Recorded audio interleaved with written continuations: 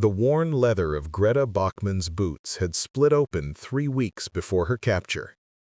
She had wrapped them with strips of cloth torn from her own undershirt, creating makeshift bindings that barely held the soles to the uppers. Every step on the frozen ground near the Vosges Mountains sent sharp pains through her feet, but there were no replacement boots. There was no spare clothing. There was barely enough food to keep the women of the Nachrichtenhelferin signals unit functioning as they retreated westward ahead of the advancing American forces in the winter of 1945. Before we jump back in, tell us where you're tuning in from, and if this story touches you, make sure you're subscribed because tomorrow I've saved something extra special for you. When the American patrol found their group huddled in an abandoned farmhouse on the French-German border, Greta had been wearing the same boots for 11 months, the same gray auxiliary uniform, the same thin coat that did nothing against the January cold. She was 24 years old and weighed less than 90 pounds. Her hands were cracked and bleeding from frostbite. Her feet had not been dry in 6 weeks.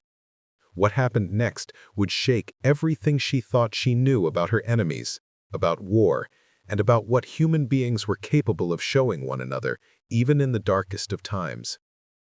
The February wind cut through the canvas covering of the transport truck as it carried Greta and 32 other German women westward through France. They had been captured together, the remnants of a signals intelligence unit that had been operating radio equipment and cipher machines for the Wehrmacht. Most were young, between 19 and 26 years old. All were exhausted, frightened, and uncertain about what awaited them as prisoners of the Americans. Greta pressed her face against a gap in the canvas, watching the French countryside roll past. The landscape bore the scars of war everywhere. Bombed bridges, burned villages, abandoned equipment rusting in frozen fields.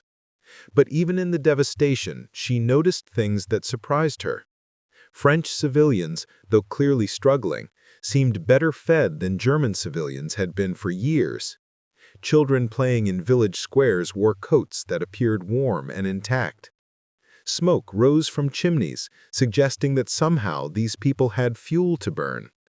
Beside her, Helene Richter shivered beneath a thin blanket the Americans had provided. Helene had been a schoolteacher in Dresden before the war, recruited into the signal service because of her skill with languages. She spoke English, French, and Russian, making her valuable for intercepting and translating enemy communications. Now she was simply a prisoner, her education and skills seemingly worthless in this new reality. "Do you think they will shoot us?" Helene whispered, her voice barely audible over the rumble of the truck's engine. Greta had wondered the same thing. German propaganda had filled their heads with stories of American brutality, of prisoners tortured and executed, of a society so corrupt and degenerate that no standards of civilized warfare could be expected. Yet the American soldiers who had captured them had been surprisingly professional. They had not assaulted the women. They had not stolen their few possessions. They had even provided medical attention to Margarete Hoffmann, whose pneumonia had been worsening for days. "I don't know," Greta answered honestly, "but they have not harmed us yet." The truck convoy traveled for 3 days, stopping at temporary facilities where the women were fed surprisingly substantial meals: soup with actual meat, bread that was soft and fresh, coffee that was real coffee, not the bitter acorn substitute they had been drinking in Germany. The portions were not large, but they were more than the women had been receiving during the final chaotic months of the war. At a processing center near Cherbourg, the German women encountered their first sustained contact with American military personnel. A female American officer, a captain with the Women's Army Corps, addressed them through an interpreter. The captain was perhaps 30 years old, wearing a uniform that was clean, well-fitted, and made of quality wool fabric that spoke to manufacturing capabilities the German women had not seen in years.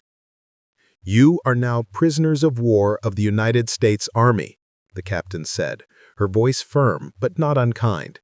"You will be treated in accordance with international law. You will be transported to the United States, where you will remain in custody until the end of hostilities. You will be provided with food, shelter, medical care, and clothing appropriate to your needs. Any questions?" Greta raised her hand hesitantly. The captain nodded toward her. "Where in America are we being sent?" "To a facility in Pennsylvania," the captain replied. "You will travel by ship and then by rail. The journey will take approximately 3 weeks." 3 weeks seemed like an eternity to women who had been living day to day, never knowing if they would survive until morning. But it was the mention of clothing that caught their attention. Greta looked down at her disintegrating boots, hardly daring to hope that the Americans might actually provide replacements. The processing center was unlike anything the German women had experienced. They were directed to shower facilities, where hot water flowed freely from multiple shower heads. Real soap was provided, not the harsh ersatz mixture they had been using in Germany. The showers were private, with curtains separating each stall, and American female personnel stood guard to ensure that no male soldiers entered the area. Greta stood under the hot water for what felt like hours, though it was probably only 15 minutes. She watched the dirt and grime of months wash away, swirling down the drain. Her feet, revealed from underneath the layers of cloth wrappings, were pale and covered with sores. The warm water stung the wounds, but it also felt like the first real comfort she had experienced in longer than she could remember.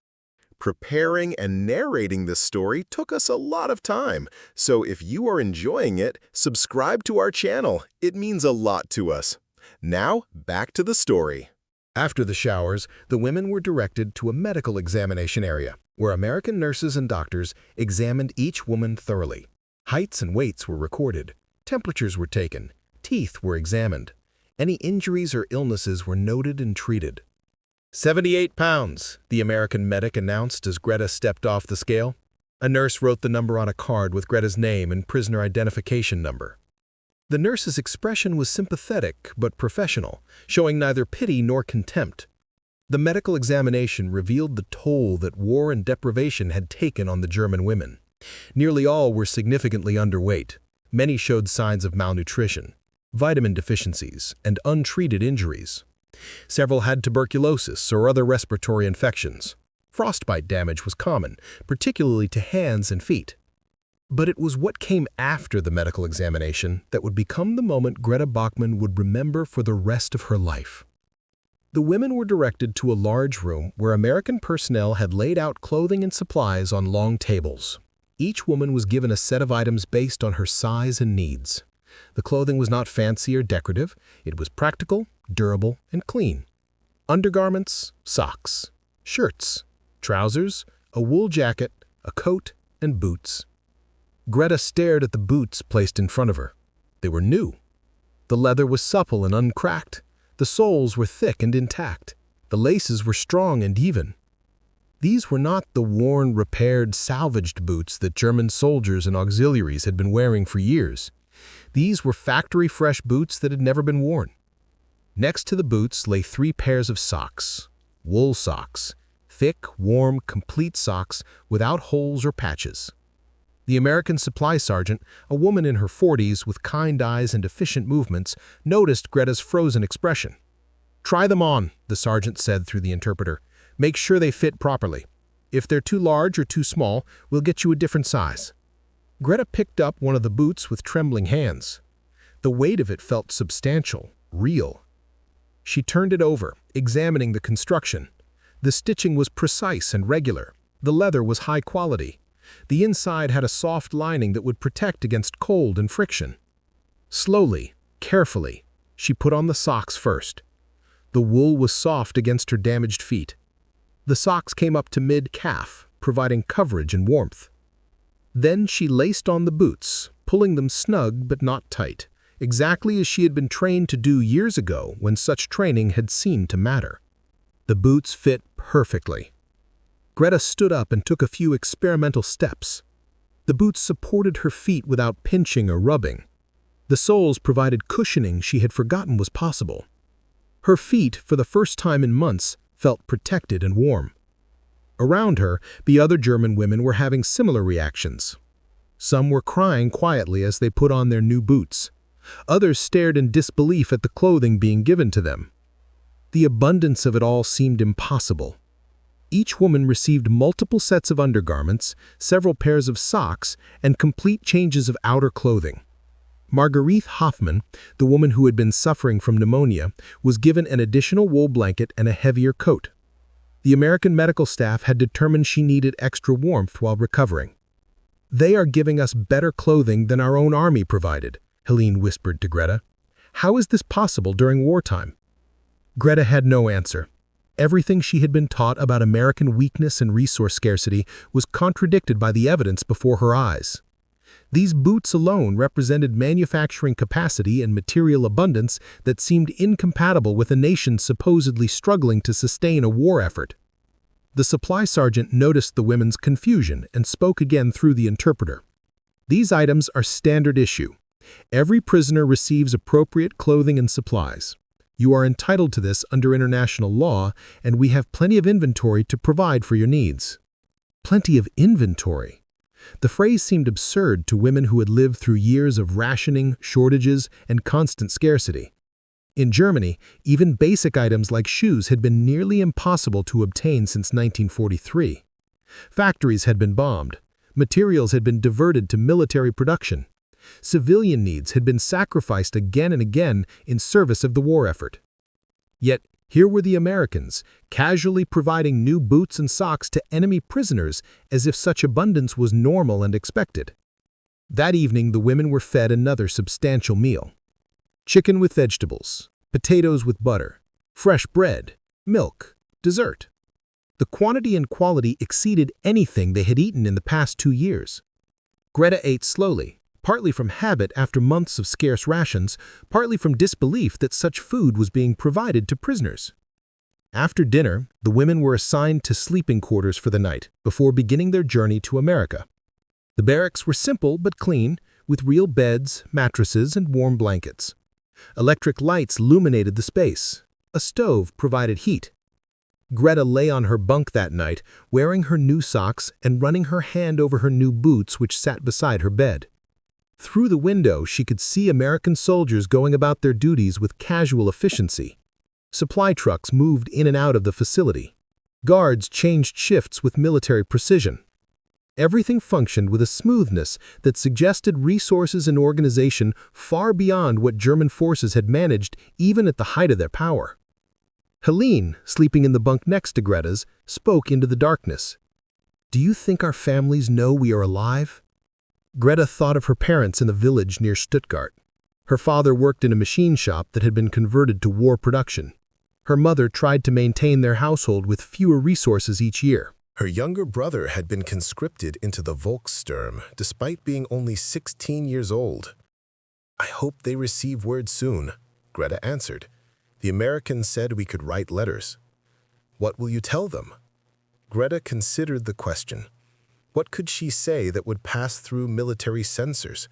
How could she describe the strangeness of being treated well by enemies? How could she explain that she was warmer, better fed, and safer as a prisoner than she had been as a serving member of the German military? "I will tell them I am well," Greta said finally, "and I will tell them not to worry." But worry was inevitable.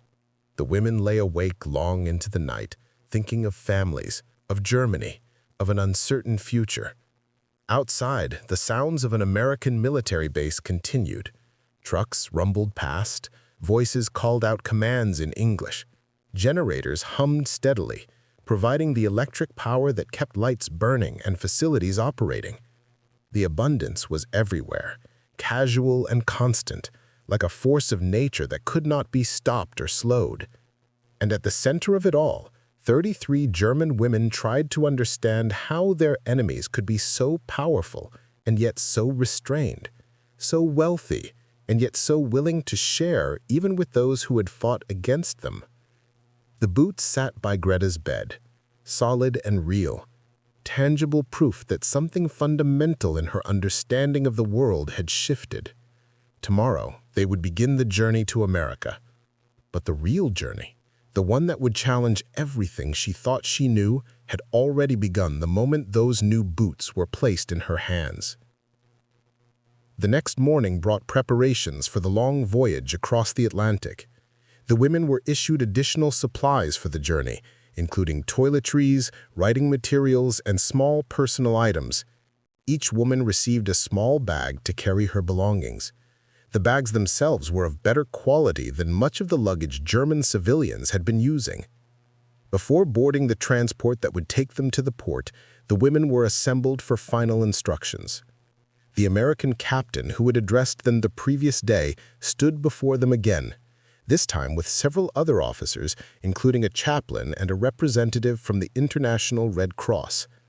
The Red Cross representative, a middle-aged Swiss woman named Frau Zimmermann, explained that letters home would be facilitated through her organization. The women would be allowed to write to their families, informing them of their status as prisoners of war and their general well-being. These letters would be reviewed by censors, but would be forwarded to Germany through neutral channels. You must not include any information about your location, your route of travel, or any details about American military facilities or personnel, Frau Zimmermann explained in German. You may tell your families that you are safe, that you are receiving adequate care, and that you hope to be reunited with them when the war ends. You may send personal messages and ask about their welfare. Each woman was given paper, an envelope, and a pencil. They were told they would have time during the ocean voyage to compose their letters. As the women boarded the trucks that would carry them to the port, Greta found herself studying everything with new attention. The vehicles were well maintained and ran smoothly. The roads, though damaged in places by war, were passable and seemed to be under active repair. French civilians working on road crews had American equipment and appeared to be receiving American supplies. The port itself was a revelation. Ships of every size and purpose filled the harbor.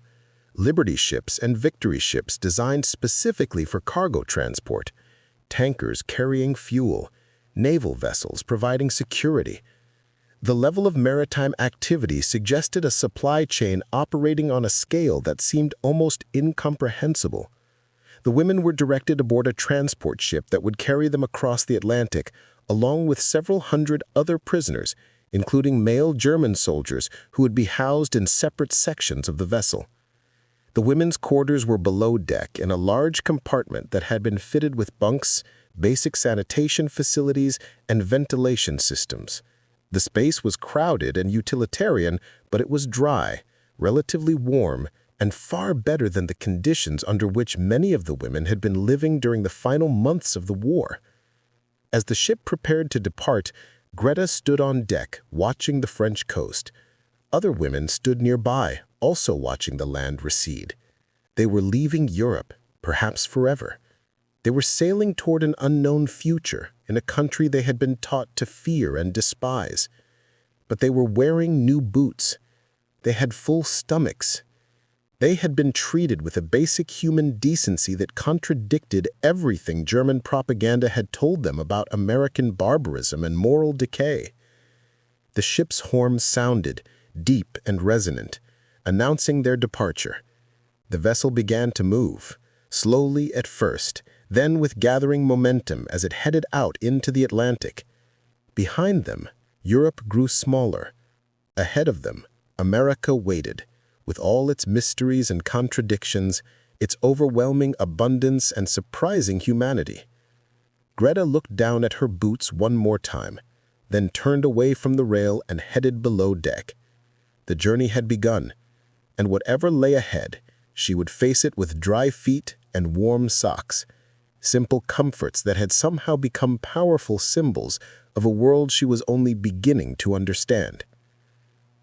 The Atlantic crossing took 14 days through rough winter seas that left most of the women seasick and miserable. Yet, even in their discomfort, they could not help but notice the efficiency with which the ship operated. Meals arrived on schedule despite the rolling waves. Medical personnel checked on sick prisoners daily.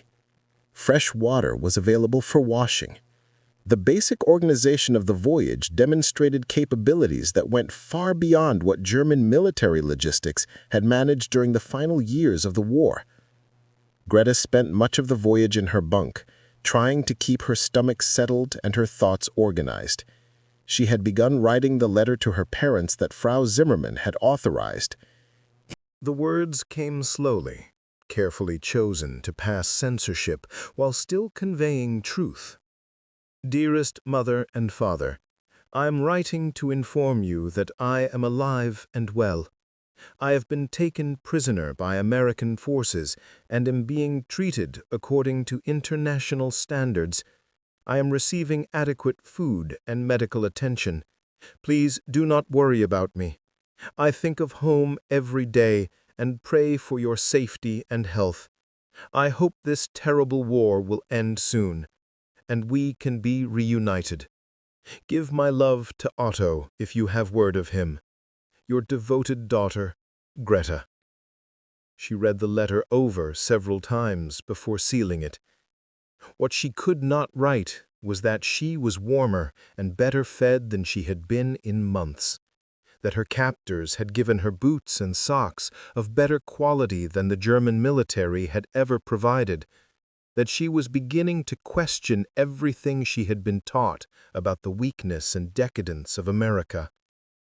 Helene had written a similar letter to her family in Dresden. Now she lay in the bunk above Greta's, speaking quietly in the darkness of the sleeping quarters. My mother worked in a textile factory before the war. She told me once that Germany could produce 5 million pairs of boots per year at full capacity. Do you know how many prisoners the Americans are holding? Greta had heard various numbers from guards and other prisoners. Thousands, certainly, perhaps hundreds of thousands. I heard someone say over 400,000, Greta replied. Helene was silent for a moment, calculating.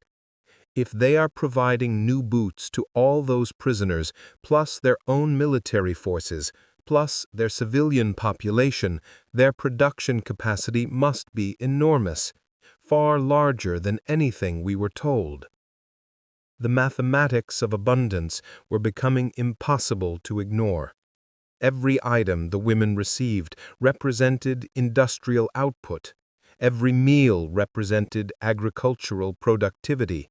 Every gallon of fuel burned in ships' engines represented petroleum resources.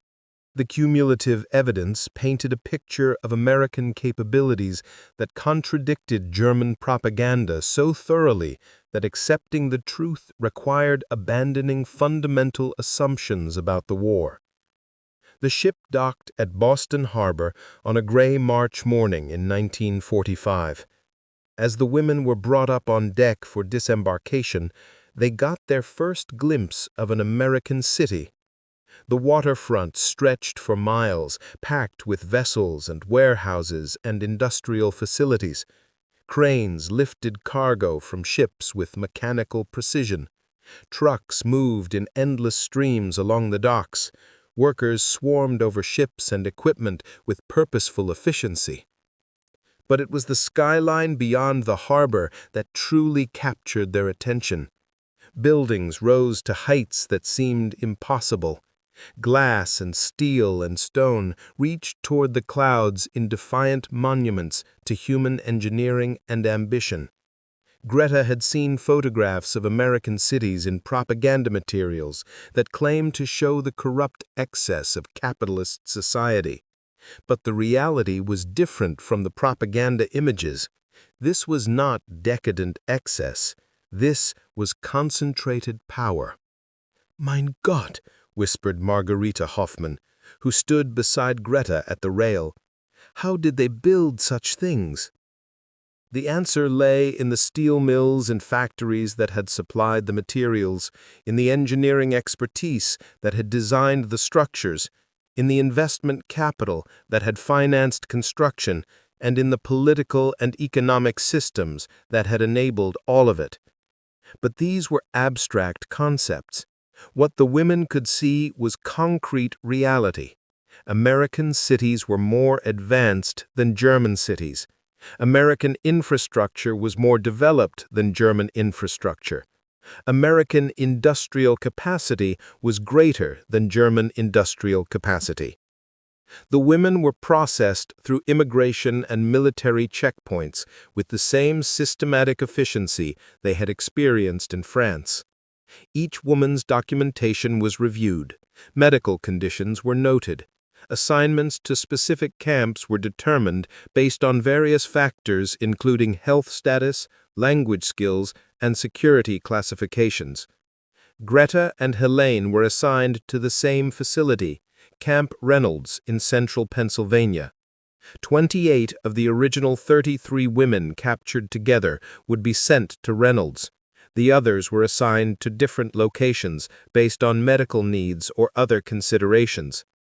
The train journey from Boston to Pennsylvania provided the women with their first extended view of American territory. They traveled in passenger cars that were far more comfortable than the cattle cars or freight wagons German civilians had been using for transport. The seats were padded, windows were clean and well. Heating systems kept the cars warm despite the March cold outside.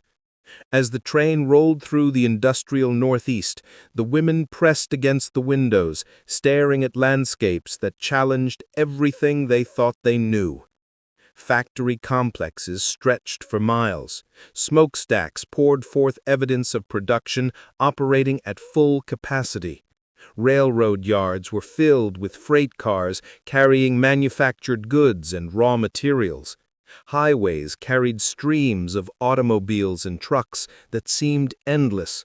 In Germany, automotive transport had been restricted to essential military use since 1942. Civilians walked or used bicycles or horse-drawn carts. Gasoline was unavailable to ordinary citizens. Rubber for tires had been impossible to obtain. The German transportation system had been reduced to the barest minimum necessary to support the war effort.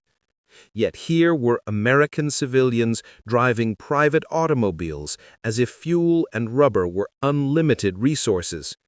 The contrast was so stark that it seemed almost obscene to women who had lived through years of scarcity and deprivation.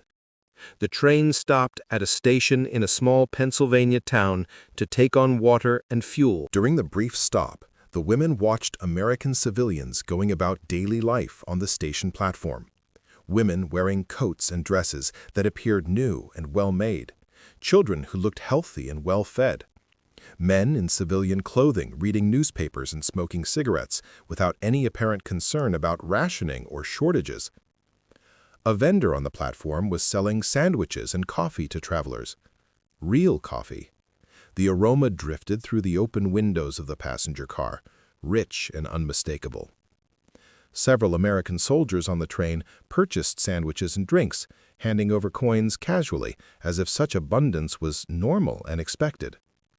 Greta watched a young American woman, perhaps her own age, standing on the platform with a small child. The woman wore lipstick and had her hair styled in a fashionable manner. Her shoes were leather and appeared new. She carried a handbag that looked expensive. When the child dropped a cookie on the platform, the mother simply picked it up, threw it away, and gave the child another one from a bag she was carrying. The casual waste of food shocked Greta more than almost anything else she had witnessed. In Germany, that cookie would have been precious. It would have been saved, cleaned if necessary, eaten despite having fallen. German mothers did not throw away food. German children did not have bags of cookies to waste. Yet here was this American woman discarding food without a second thought and immediately providing more from apparently abundant supplies. The gesture, small and insignificant to the woman herself, represented a level of prosperity that seemed almost incomprehensible to women from a nation where every calorie had been counted and rationed for years. The train continued westward through Pennsylvania. Darkness fell, revealing lights in farmhouses and towns that dotted the landscape. Electric lights burning freely without any concern for conservation or rationing. In German cities, blackout regulations had been enforced strictly since the beginning of the war. Lights visible from the air could guide enemy bombers to targets. Every photon of illumination had to be justified and controlled. But American cities blazed with light. Highways were illuminated, buildings displayed lights in every window. Streetlights lined roads and intersections. The profligate use of electric power demonstrated resources so abundant that conservation seemed unnecessary. "We are not fighting a nation," Helene said quietly, as she stared out at the illuminated landscape. "We are fighting an entirely different kind of civilization." The women ate slowly, almost reverently, still not quite believing the abundance before them. Some cried quietly as they ate, overwhelmed by the contrast between this meal and the hunger they had endured for so long. Others ate in silence, lost in their own thoughts about families still suffering in Germany. After dinner, the women were shown the canteen where they could purchase items using the camp currency they would earn through work assignments. The shelves were stocked with goods that had been impossible to obtain in Germany for years: chocolate bars, cigarettes, soap of various kinds, shampoo, toothpaste and toothbrushes, cosmetics, writing paper and envelopes, magazines and books in German, even small items of clothing like handkerchiefs and stockings. Greta stood before the display of chocolate bars, remembering that chocolate had disappeared from German stores in 1941. Here were multiple varieties, available to enemy prisoners, priced at a few cents in camp currency. The casual availability of luxuries that German civilians could no longer obtain created a cognitive dissonance that was difficult to process. Over the following weeks, the women settled into the routine of camp life. They were assigned to work details based on their skills and abilities. Greta was assigned to the camp laundry, where she operated industrial washing machines of a size and efficiency she had never seen. Helene, because of her language skills, was assigned to assist in the camp administrative offices, where she helped with translation and record-keeping. The workdays were 8 hours long, with regular breaks. The conditions were far better than what German civilians experienced in factories where 12- and 14-hour shifts were common and breaks were minimal. American supervisors treated the German women workers with professional respect, neither friendly nor hostile, simply efficient and fair. But it was the continued abundance that most affected the women's understanding of their situation. Every aspect of camp life demonstrated resources operating on a scale that contradicted everything they had been taught about American weakness and resource constraints. The camp hospital was equipped with modern medical equipment and adequately supplied with medications. Prisoners received dental care, eye examinations, and treatment for chronic conditions. The American medical staff treated German prisoners with the same professional attention they would provide to American patients. The camp library contained thousands of books in German, including recent publications and classics of German literature. Newspapers and magazines were available, though they were censored to remove detailed war information. The women could read, study, and educate themselves during their leisure hours. Recreation facilities included a gymnasium, sports fields, and areas for outdoor activities. The women were encouraged to exercise and maintain their health. Sports equipment was provided for volleyball, soccer, and other activities. The contrast with conditions in Germany became more apparent as letters from home began to arrive through the International Red Cross. Greta received her first letter from her parents in April 1945, 2 months after her capture. Her mother's careful words spoke of hardships that made her situation seem almost obscenely comfortable. "Dearest Greta, we received word through the Red Cross that you are alive and in American custody. Your father and I thank God for this news. Conditions here are very difficult. The bombing continues regularly. Food is scarce, and we are grateful for our small garden. Your father's health is not good, but he continues working at the factory. We have no word of Otto. We pray constantly for his safety and yours. Do not worry about us. We are managing as best we can. Your loving mother." Reading these words while sitting on her comfortable cot in a warm barracks with a full stomach created feelings of guilt and confusion that Greta struggled to process. Her parents were suffering in Germany while she was better fed and safer as a prisoner in America. The reversal of expected circumstances challenged basic assumptions about war, sacrifice, and national loyalty. Other women received similar letters describing worsening conditions in Germany. Food shortages were severe, bombing raids were destroying cities. The military situation was clearly deteriorating. German civilians were experiencing hardships that exceeded anything the prisoners were enduring in American camps. The psychological impact was profound. These women had been raised to believe in German superiority, in the strength of the Reich, and the weakness of democratic nations. Yet the evidence before their eyes contradicted these beliefs at every turn. America was not weak. America was overwhelmingly powerful. American abundance was not a sign of decadence, but a demonstration of industrial and organizational capabilities that Germany could not match. In early May 1945, news reached Camp Reynolds that Germany had surrendered. The war in Europe was over. For the German women prisoners, the news brought mixed emotions of relief that the fighting had ended and deep uncertainty about what the future held for Germany and for themselves. Colonel Morrison addressed the prisoners again, informing them that they would be repatriated to Germany as soon as transportation and conditions permitted. However, Germany was now occupied by Allied forces, and the process of repatriation would take time to organize. In the meantime, the prisoners would continue their normal routines at Camp Reynolds. They would continue working, continue receiving adequate care, and continue preparing for eventual return to their homeland. But many of the women had begun to question whether they wanted to return to a Germany that had been devastated by war and occupation. Some, particularly those with technical or language skills, contemplated the possibility of remaining in America if such an option became available. Greta found herself thinking about this possibility more frequently. She had acquired skills in industrial laundry operations. She had improved her English through daily interactions with American personnel. She had adapted to American methods and systems. The idea of returning to a destroyed Germany to face an uncertain future was daunting compared to the possibility of building a new life in America. But such decisions lay in the future. For now, she wore her American-issued boots, ate her American-provided meals, and slowly came to terms with the reality that everything she had believed about her enemies had been fundamentally wrong. The boots and socks that had so surprised her upon capture had been only the beginning of revelations that would reshape her understanding of the world. Up next, you've got 2 more standout stories right on your screen. If this one hit the mark, you won't want to pass these up. Just click and check them out.